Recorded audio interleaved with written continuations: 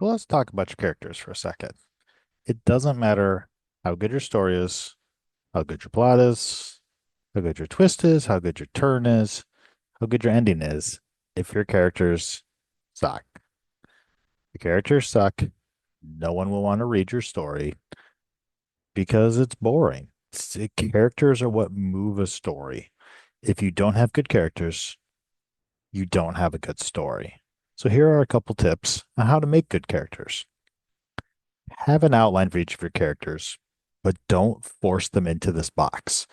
Give them room to grow.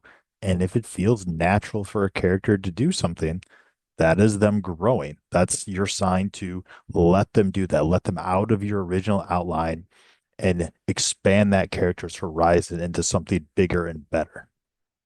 For an example, the loner character starts out alone, doesn't want to talk to everyone, sits by themselves. As they spend time with people, days, weeks, months, years, natural human nature is going to insist that they start talking to them at some point. So let that character grow, make it mean something when they do, and you already have a better character. Now, point number two, though, is don't make your characters perfect. Even if as they grow, don't ever make them perfect.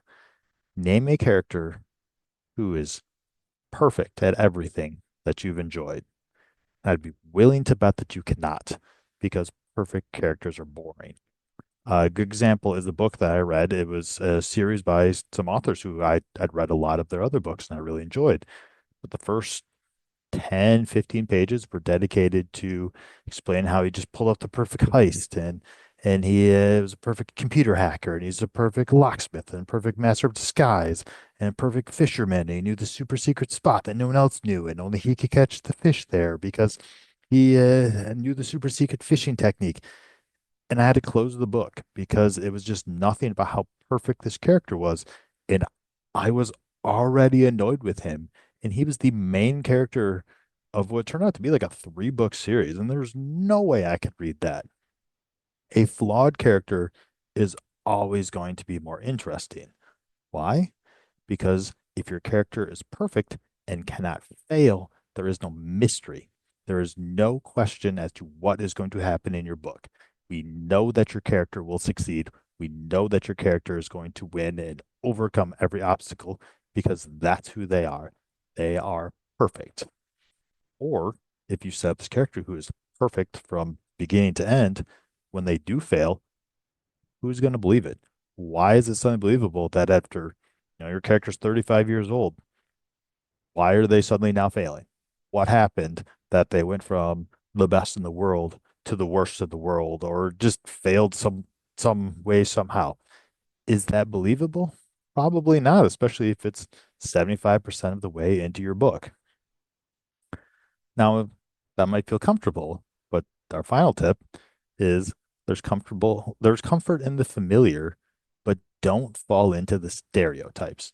So for fantasy, you've always got, your damsel in distress, the anti-hero loner that, sometimes he's helping the hero, sometimes he's just, the main character, whatever. You have the bad guy and his top lieutenant that walks around and is like the little mini boss. Everyone knows those tropes and they're everywhere. Or if you want a different example, the high school story, you always have the jock who he's the captain of the basketball team, the quarterback of the football team, who's got the soft side. He wants to, sing or dance or act or something like that.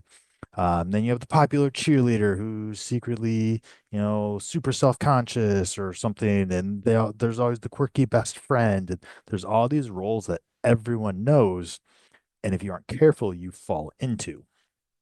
Now, it's okay to be in them a little bit, but do something different with it. Make a twist on it that someone hasn't seen before, and find a way if you want to use these stereotypes to make it different, make it your own, make it stand out in a way that people will want to read your book and tell other people to read your book.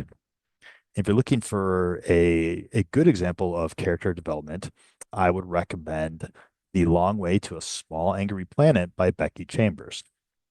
It's a science fiction book, so if you're not into that, tough. Uh, it it's a small mining ship, kind of like a small business group.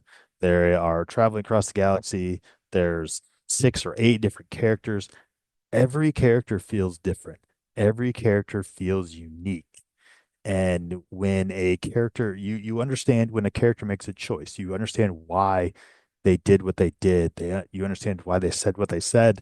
And as they grow, and every character grows to some extent, you understand even then why they make the choices they did, why they said what they did.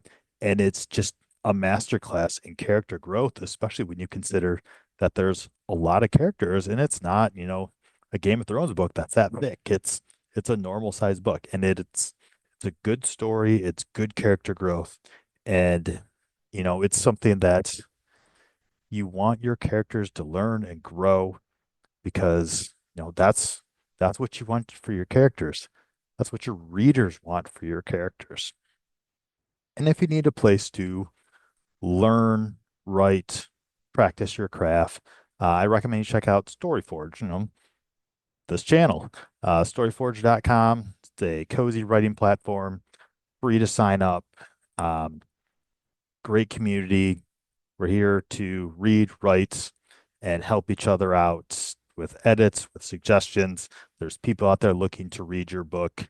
We hope that you'll join us. We'll see you at the Forge.